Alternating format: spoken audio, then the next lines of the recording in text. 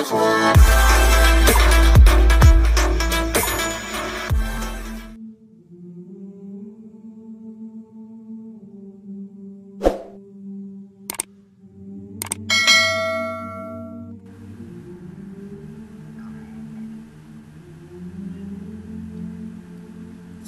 warahmatullahi wabarakatuh. Innal hamdalillah nahmaduhu wa nasta'inuhu wa nastaghfiruh. Na'udzu billahi min syururi anfusina wa min sayyiati a'malina. May yahdihillahu fala mudilla lahu wa may yudlil fala hadiya lahu. Asyhadu an la ilaha illallah wa asyhadu anna Muhammadan abduhu wa rasuluh. Allahumma shalli ala sayyidina Muhammad wa ala ali sayyidina Muhammad. Sebelum kita belajar, mari bersama-sama kita membaca Ummul Quran Suratul Fatihah. Ala hadin niyah wa likulli niyatin shalih. Al-Fatihah. A'udzubillahi minasyaitonir rajim. Bismillahirrahmanirrahim. Alhamdulillahi rabbil alamin, arrahmanir rahim, maliki yaumiddin. Iyyaka na'budu wa iyyaka nasta'in. Ihdinas siratal mustaqim. Siratal ladzina an'amta 'alaihim ghairil maghdubi 'alaihim waladdallin. Prinsip-prinsip dan praktik ekonomi dalam Islam.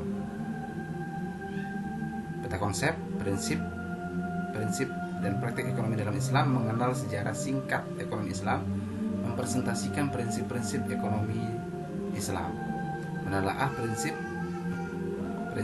dan praktik ekonomi dalam Islam, mempresentasikan praktik ekonomi Islam, hidup bermuamalah sesuai dengan prinsip ekonomi Islam. Sejarah singkat ekonomi Islam. Ekonomi Islam lahir dari upaya merespon kondisi sosial ekonomi yang terjadi. Ekonomi Islam melakukan dua pendekatan, satu normatif sesuai dengan ajaran Islam, yang kedua positif, kondisi real atau pendekatan histori. Cikal bakal ekonomi Islam terlihat setelah Nabi Muhammad SAW hijrah ke Madinah. Muslim akan kuat jika ditopang ekonomi yang kuat. Banyak amalan dalam Islam yang bertujuan sosial dan membantu ekonomi masyarakat lemah, ya, zakat, sedekah, infak, wakaf, dan lain-lain. Ya. Muhammad Hatta adalah sebagai bapak koperasi Indonesia telah mengaplikasikan sendi-sendi ekonomi Islam. Menelaah prinsip-prinsip dan praktik ekonomi Islam. Prinsip atau asas atau dasar kebenaran yang menjadi pokok dasar berpikir dan bertindak. Ekonomi adalah keluarga atau rumah tangga. Ekonomi salah satu disiplin ilmu pengetahuan. Ilmu ekonomi, ilmu yang berkaitan dengan asas-asas produksi, distribusi, dan perdagangan. Ekonomi Islam yaitu aturan dalam menjalankan roda perekonomian yang berasaskan pada nilai-nilai syariah, ya.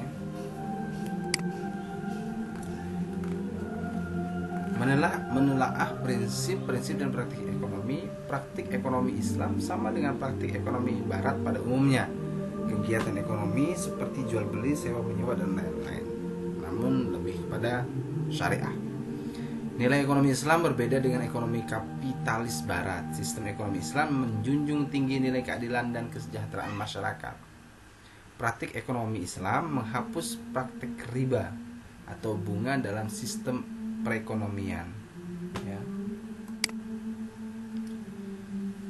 Prinsip dan praktik ekonomi dalam Islam hendaknya dilakukan dengan cara yang baik.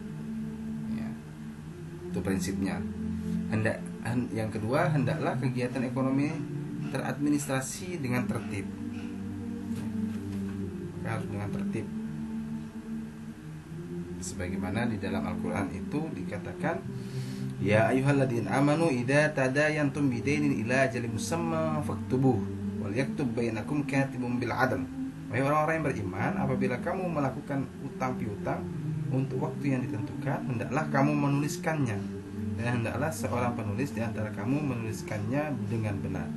Itu ada di dalam surah Al-Baqarah ayat 282. Dilakukan dengan terencana dan proporsial, yaitu dengan cara satu, mengutamakan faktor keahlian dalam mengelola ekonomi, ya. Karena dikatakan apabila sesuatu diserahkan bukan kepada ahlinya, maka tunggulah kehancuran. Yang kedua, dilakukan dengan penuh amanah. Walladzina hum li amanatihim wa ahdihim ra'un. Dan sungguh beruntung orang-orang yang memelihara amanat dan janji. Ya. Jadi jelas sekali. Kemudian dilakukan dengan penuh tanggung jawab. Ya. Kullukum ra'in wa kullukum mas'ulun 'an ra'iyah. Ya. Setiap dari kamu adalah pemimpin, dan setiap pemimpin dimintai pertanggungjawabannya, harus bertanggung jawab. Dilakukan dengan adil. Ya. Tujuan, prinsip, dan praktik ekonomi dalam Islam. Pertama, agar manusia dapat melakukan kegiatan ekonomi secara islami yang berkeadilan. Yang kedua, agar manusia dapat mencapai kesejahteraan di dunia dan di akhirat. Bukan hanya dunia tetapi akhirat. Agar manusia dapat saling memberikan manfaat kepada manusia lain. Agar manusia dapat melakukan kegiatan ekonomi yang dapat menyelamatkan keyakinan agama, ya, din, jiwa, nafs, akal, keturunan, nasab, dan harta mal. Macam-macam prinsip ekonomi dalam Islam. Segala sumber daya termasuk ekonomi merupakan pemberian Allah Subhanahu wa taala kepada manusia. Kegiatan ekonomi Islam dilakukan untuk memperoleh laba dunia dan akhirat, bukan hanya dunia. Ajaran Islam mengakui kepemilikan ekonomi secara pribadi. Kekuatan penggerak ekonomi Islam adalah kerjasama. Ekonomi Islam menolak sistem monopoli. Macam-macam prinsip ekonomi dalam Islam. Lanjutannya adalah ekonomi Islam menjamin kepemilikan untuk kepentingan orang. Ekonomi Islam mendorong pemiliknya untuk bertanggung jawab di akhirat. Kemudian zakat wajib dikeluarkan oleh pemilik ekonomi setelah mencapai nisab. Ekonomi Islam menolak riba dalam bentuk apapun. Ya, jelas sekali.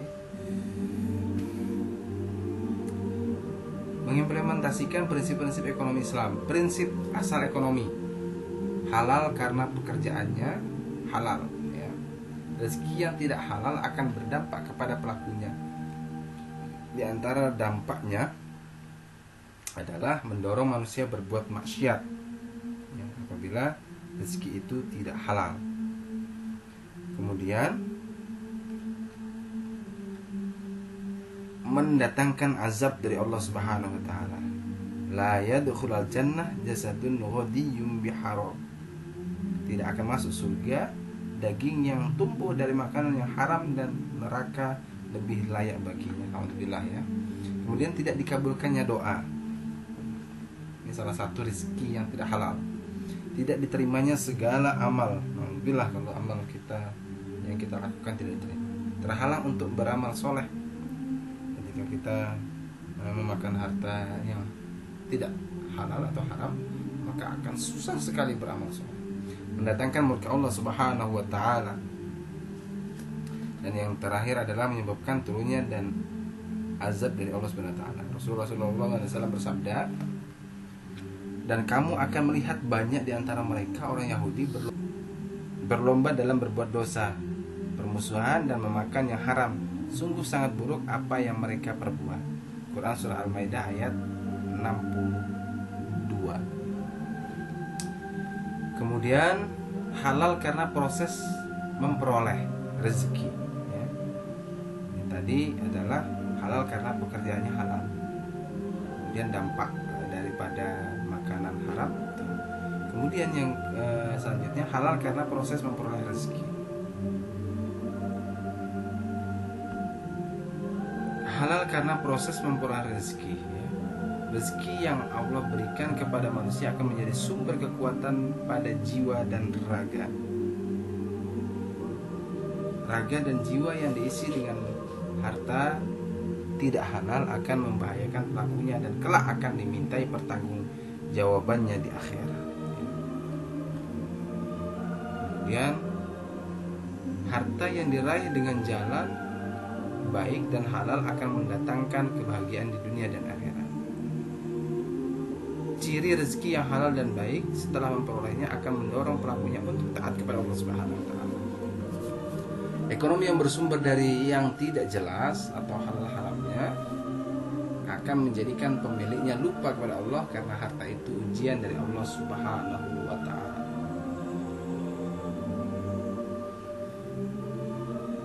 Mengimplementasikan prinsip-prinsip ekonomi Islam mempresentasikan prinsip-prinsip kepemilikan ekonomi secara pribadi. Setiap pribadi berhak untuk bekerja secara halal dan berhak memiliki hasil kerja secara pribadi.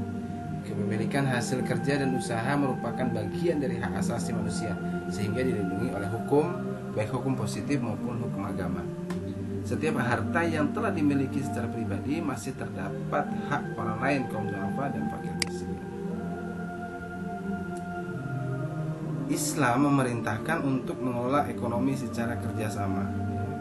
Kerjasama ekonomi Islam atau syirkah, perbankan, asuransi, dan lain-lain. Mempresentasikan prinsip ekonomi menolak sistem monopoli. Islam sangat melarang pemiliknya memiliki harta secara monopoli. Islam memerintahkan umat Islam untuk berbagi kepemilikan secara merata. Sistem monopoli, sistem menguasai secara keseluruhan sumber dan jenis harta serta menimbunnya.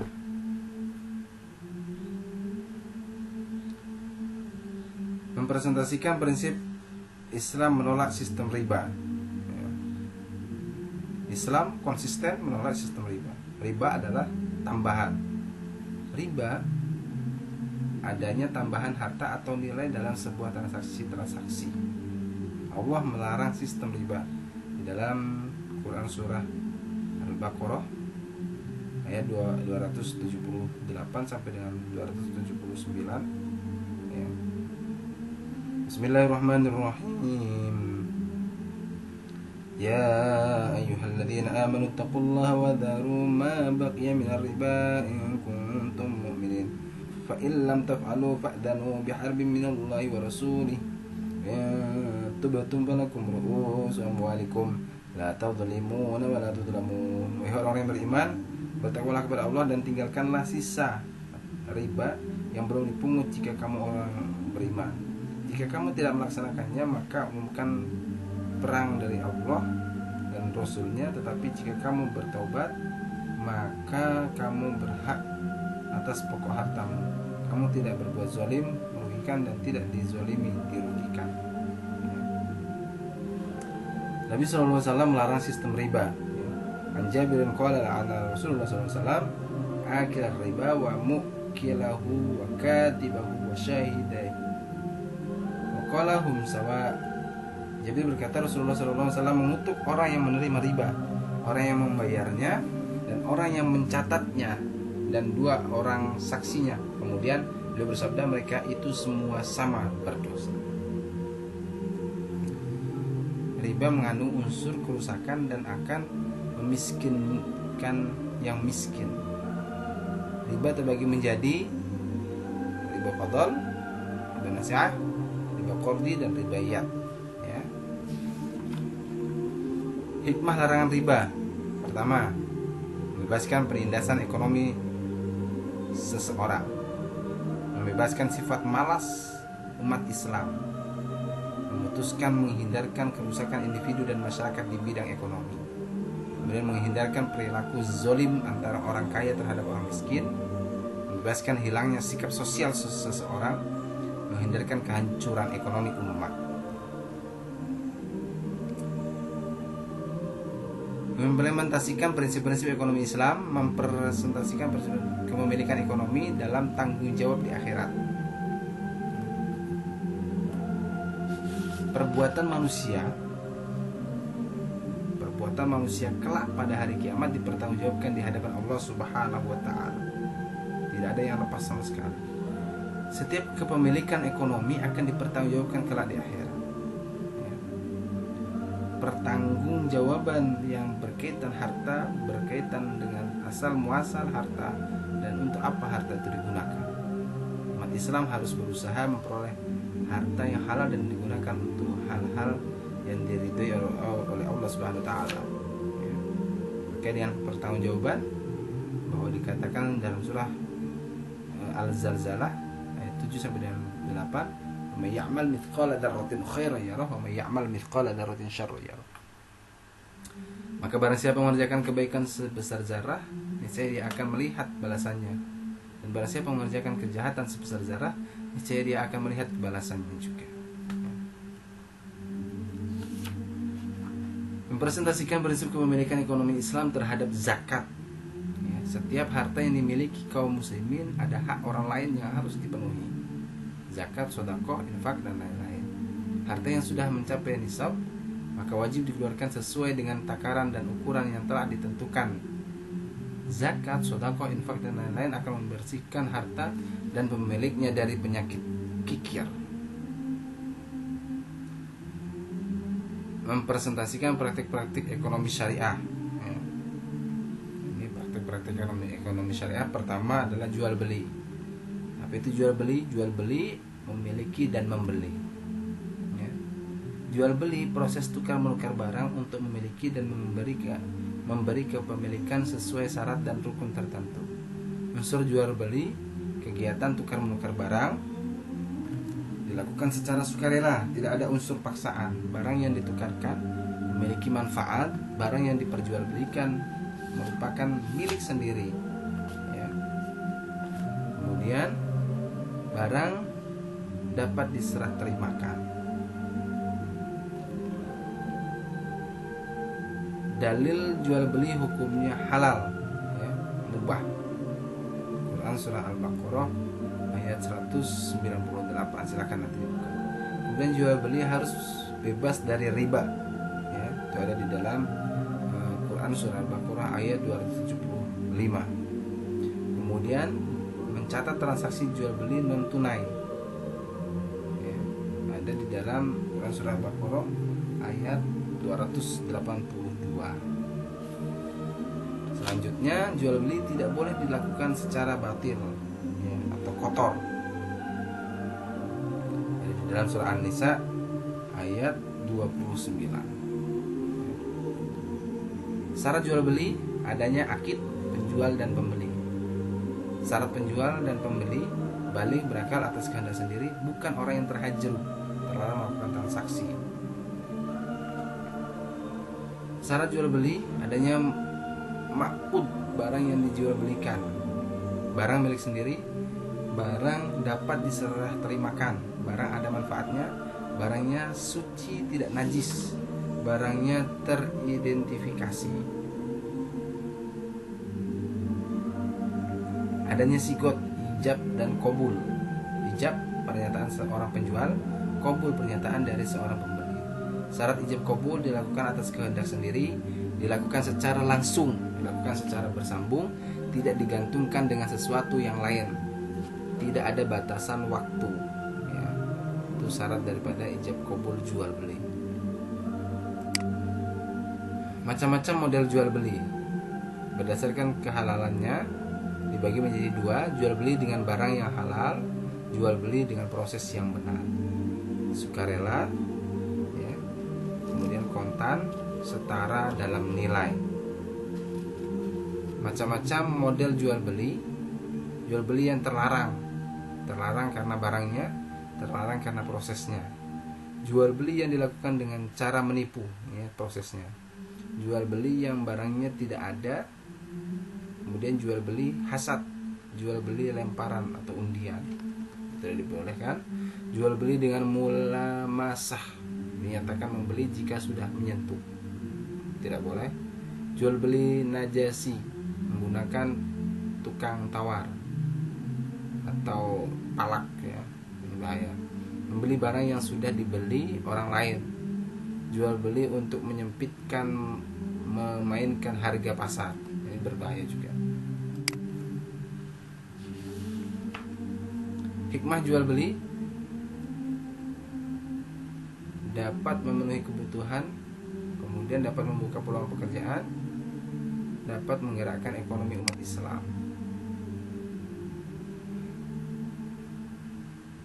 Oke, selanjutnya terkait dengan hal-hal masih dalam jual beli, khiyar. Khiyar yaitu kebebasan melakukan pilihan, kebebasan para penjual atau pembeli untuk memilih meneruskan atau membatalkan proses jual beli. Macam-macam hiyar majelis dilakukan di tempat saat transaksi. Hiyar syarat dilakukan atas syarat penjual dan pembeli. Hiyar aibi ditentukan oleh ada atau tidak adanya cacat pada barang tersebut.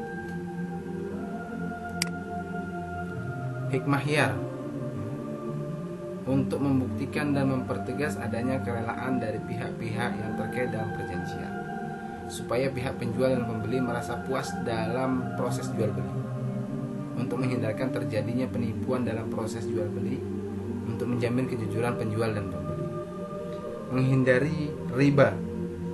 Ya, semua proses jual beli harus terhindar dari yang namanya riba. Oke. Masuk kepada keuangan syariah. Umat Islam Indonesia telah memulai mengimplementasikan atau mempraktikkan aktivitas keuangan syariah. Perbankan syariah, segala sesuatu yang menyangkut tentang bank syariah dan unit usaha syariah, mencakup kelembagaan, kegiatan usaha, serta cara dan proses dalam melaksanakan kegiatan usahanya. Perbedaan bank syariah dan konvensional yaitu adanya akad atau kesepakatan pertambahan nominal sejumlah uang di awal perjanjian. Perbankan syariah menerapkan sistem bagi hasil. Keuangan syariah yang pertama itu ada al-musyarakah. Apa itu al-musyarakah? Kerjasama antara kedua belah pihak untuk memberikan kontribusi dana dengan keuntungan dan resiko akan ditanggung bersama. Al-musyarakah terbagi menjadi 5 ya, atau syirkah ya. Syirkah inan yaitu kerjasama antara dua belah pihak dengan porsi dana yang tidak harus sama. Syirkah abdan yang kerjasama hanya melibatkan fisik yaitu amal. Kemudian syirkah mudharabah, kerjasama antara dua belah pihak, salah satunya sebagai pemodal dan satu pihak lainnya sebagai pengelola. Syirkah wujuh pada dasarnya sama seperti syirkah mudharabah, salah satu sebagai pemodal dan lainnya sebagai pengelola. Satu orang pemodal yang lebih dari satu pihak mengelola. Syirkah muwafaqah menggabungkan semua jenis syirkah inan, abdan, mudharabah dan wujuh. Keuangan syariah yang kedua yaitu adalah al-mudharabah. Apa itu al-mudharabah? Akad kerjasama antara dua belah pihak. Pihak pertama pemodal dan pihak kedua pengelola. Keuangan hasil mudharabah dibagi sesuai kesepakatan. Bila mengalami kerugian maka ditanggung pemilik modal. Ya. Kemudian keuangan syariah yang ketiga yaitu al-muzara'ah.